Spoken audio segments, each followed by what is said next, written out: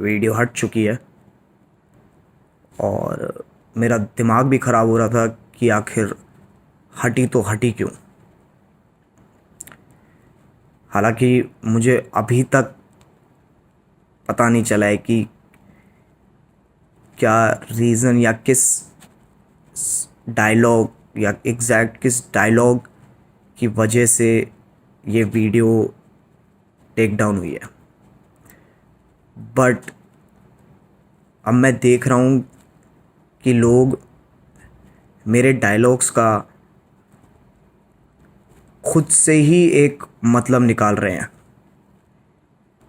मैंने आर्टिकल्स भी देखे हैं, वीडियोस भी देखी हैं, जहाँ पे मेरे एक एक वर्ड को आउट ऑफ कॉन्टेक्स्ट शो करके गलत रिप्रेजेंट किया जा रहा है। देखो गाइस, जब भी हम कोई वीडियो देखते हैं या फिर कुछ सुनते हैं तो उसे हमें पूरे कॉन्टेक्स्ट के साथ समझना चाहिए। देखो, ये तो एक फैक्ट है कि अगर तुम कोई सेंटेंस, स्टेटमेंट या डायलॉग को आधा पढ़ोगे या फिर उसका सिर्फ एक सिंगल वर्ड पढ़ोगे तो उसके तो 100 मतलब निकल सकते हैं। मेरे बहुत सारे स्लैंग्स को आउट ऑफ कॉन्टेक्स्ट ले जाया गया है। मैं उनमें से तुम्हें एक एग्ज़ाम्पल देता हूँ कि जब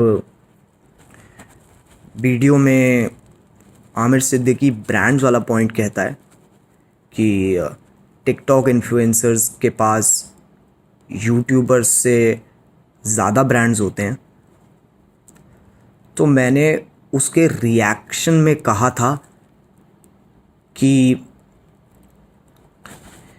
जब इनकी ब्रांड डील्स होती है तो एक इंडिविजुअल क्रिएटर के साथ ना होकर बहुत सारे क्रिएटर्स के को लेकर होती है, तो उनकी एक इंडिविजुअल क्रिएटर की इतनी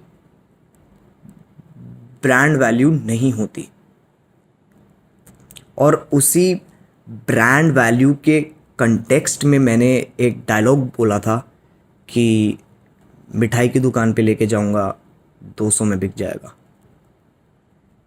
इस डायलॉग का मतलब सिर्फ और सिर्फ ब्रांड वैल्यू से था जो मैंने 200 रुपये से रिप्रेजेंट की थी।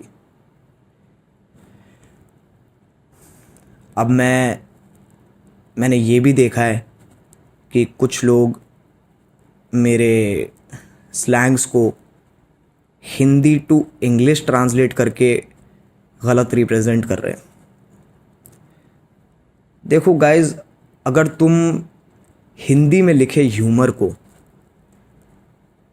इंग्लिश में ट्रांसलेट करोगे तो मतलब चेंज हो जाएगा बिल्कुल ही। अगर मैं हिंदी टू इंग्लिश करता हूँ स्लैंग्स को तो उसका एक अलग ही मतलब है, और वो उस केस में भी है जब तुम इंग्लिश टू हिंदी कर रहे हो, वो दोनों केसेस में है। तो गाइज प्लीज़ अपनी अजम्पशंस को फैक्ट्स की तरह रिप्रेजेंट मत करो।